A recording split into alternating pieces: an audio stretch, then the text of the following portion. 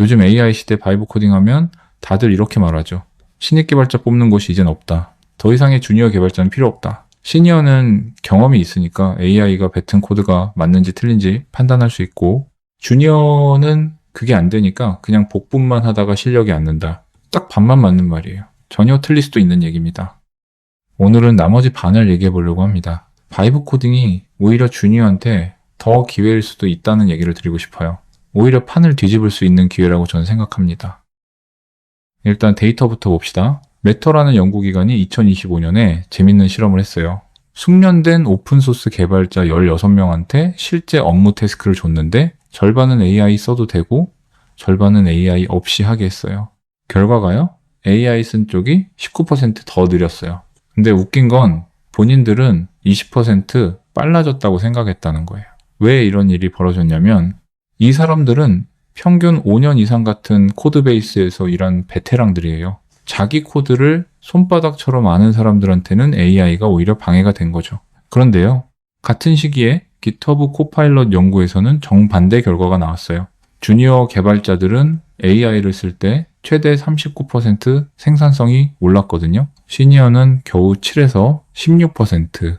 이게 뭘 의미하냐면 AI 도구는 이미 아는 걸 빨리 하는 데는 별 도움이 안 되는데 모르는 걸 해결하는 데는 엄청난 도움이 된다는 거예요. 주니어가 정확히 그 포지션이잖아요. 모르는 게 아직은 많은 사람. 자, 우리가 코딩을 배우는 전통적인 방법은 바텀업이에요.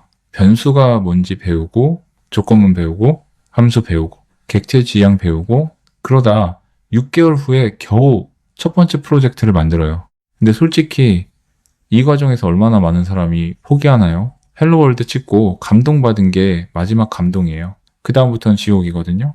사실 제대로 된 개발자로 성장하는 건 이때부터예요. 실제 결과물을 만들어 보면서부터 개발자는 성장합니다. 배우는 건 바텀업으로 배웠어도 어느 임계점을 돌파하려면 탑다운으로 일단 복붙을 해서라도 만들고 돌아가게 한 뒤에 그 다음에 알아가는 과정이에요.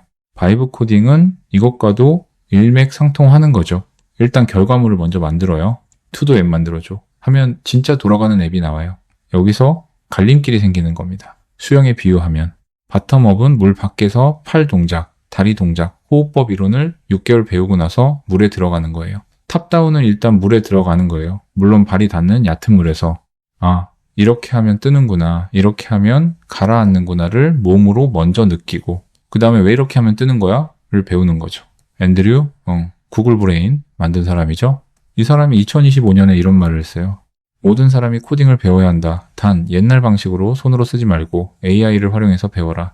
근데 동시에 이런 말도 했어요. 바이브 코딩이라는 이름이 불행하다. 실제로는 깊이 있는 지적 활동이다. 이게 핵심이에요. AI로 코딩하는 건 쉬워 보이지만 제대로 하려면 여전히 머리를 써야 한다. 자, 여기서 진짜 중요한 얘기. 바이브 코딩을 하는 주니어는 두 종류예요. 첫 번째, 만족하는 주니어. AI한테 로그인 페이지 만들어줘 하면 짠 하고 나오죠. 오, 된다 하고 끝. 에러 나면 에러 메시지 복붙 고쳐줘. AI가 고쳐주면 오, 된다. 또 끝.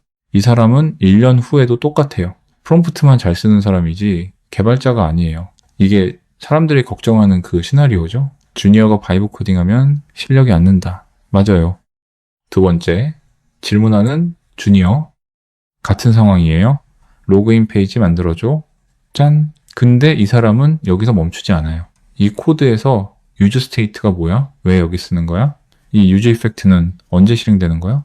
이 인증 방식은 JWT야? 세션이야? 차이가 뭐야? 이 구조를 실제 서비스에 쓰면 문제될 수 있는 부분이 뭐야? 이 코드를 다른 패턴으로 작성하면 어떻게 달라져? 이 순간 AI는 사수가 돼요.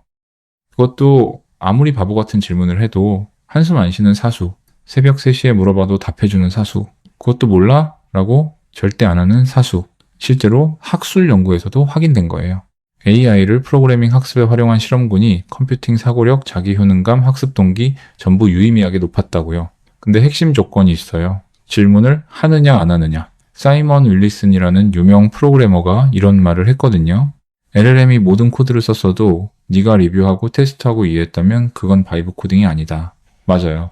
질문하고 이해하는 순간 그건 바이브 코딩이 아니라 가장 효율적인 학습이 되는 거예요. 근데요, 이거 주니어만의 문제가 아니에요. 시니어도 똑같아요. AI가 뱉은 코드를 경험상 맞겠지 하고 그냥 넘기는 시니어. 그 사람도 만족하는 주니어랑 다를 바가 없어요. 바이브 코딩이 아무리 발전해도 에이전트가 아무리 똑똑해져도 결국 인간이 이해하고 넘어가야 할 지점은 반드시 생겨요. AI가 100%다 해주는 세상은 안 와요. 적어도 당분간은. 그러면 결국 갈리는 기준이 뭐냐? 경력 몇 년이 아니라 질문하느냐 안 하느냐가 되는 거예요.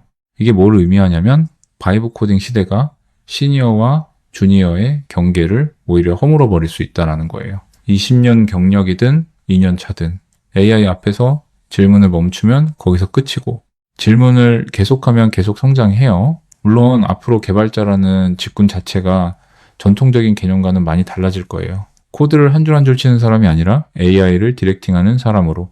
근데 그런 판이 바뀌는 순간이 오히려 주니어한테는 기회예요. 왜냐하면 시니어는 기존 방식이 몸에 배어 있거든요. 새로운 판에 적응하는 건 백지 상태에서 시작하는 사람이 더 빨라요. 기존 경험이 자산이 아니라 관성이 되는 순간 주니어의 유연함이 오히려 무기가 되는 거죠. 구체적으로 어떻게 하냐고요? 예를 들어 AI한테 채팅 앱을 만들어 달라고 했어요. 웹소켓 써서 실시간 채팅이 되는 앱이 나왔어요. 여기서 질문 시작. 웹소켓이 뭐야? HTTP랑 뭐가 달라? AI가 실시간 양방향 통신의 개념부터 설명해줘요. 이 코드에서 연결이 끊어지면 어떻게 돼? 에러 핸들링, 재연결 로직의 필요성을 배워요.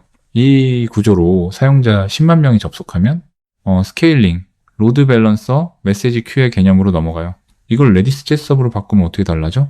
아키텍처 레벨의 사고를 하게 돼요. 한 프로젝트에서 이렇게 파고들면 단순 코딩부터 시스템 아키텍처까지 탑다운으로 배울 수 있어요.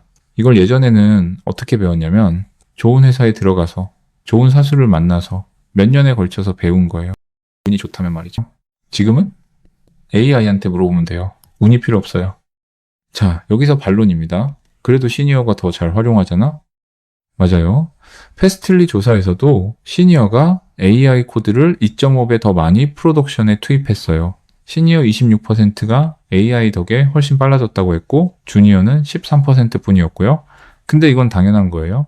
시니어는 AI가 뱉은 코드를 판단할 수 있으니까 문제는 그래서 주니어는 바이브 코딩 하지 마라가 결론이 되는 게 맞냐는 거예요.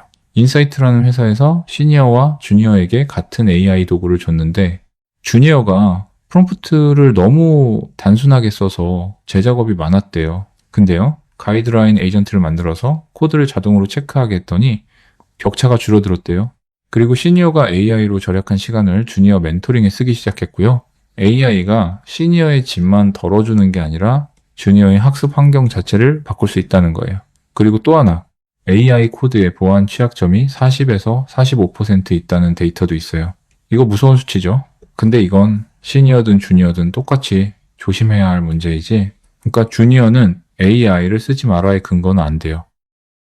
정리하면 이렇습니다. 오해하실까봐 말씀드리지만 전 개발 20년 차가 넘었고 CTO도 했었던 시니어 중 시니어 개발자입니다. 제가 주니어 개발자라 이런 얘기를 드리는 게 아닙니다. 바이브 코딩이 시니어에게만 유리하다? 생산성 측면에서는 그럴 수 있어요. 하지만 학습 측면에서는 오히려 주니어에게 역대 최고의 환경이에요. 관건은 딱 하나, 질문하느냐 안 하느냐, 결과물이 나왔을 때 된다 하고 넘어가면 바이브 코딩은 당신의 성장을 막는 독이에요. 근데 왜를 물어보면 바이브 코딩은 24시간 1대1 과외가 돼요. 하고자 하는 의지만 있다면 그 어떤 시대보다 탑다운으로도 끝까지 배울 수 있는 게 지금 이 바이브 코딩, 에이전틱 코딩 시대입니다. 과거에는 좋은 사수를 만나는 게 운이었는데 이제는 의지만 있으면 돼요. 개발자의 자리가 없다면 이젠 굳이 개발자가 되지 않아도 됩니다. 그냥 뛰어넘으시면 돼요. 이것만 뛰어넘으면 여러분은 그 어떤 시니어도 부럽지 않은 실력자가 돼 있으실 겁니다. 질문하는 개발자들은 실력이 모두 상향 평준화될 거예요. 감사합니다.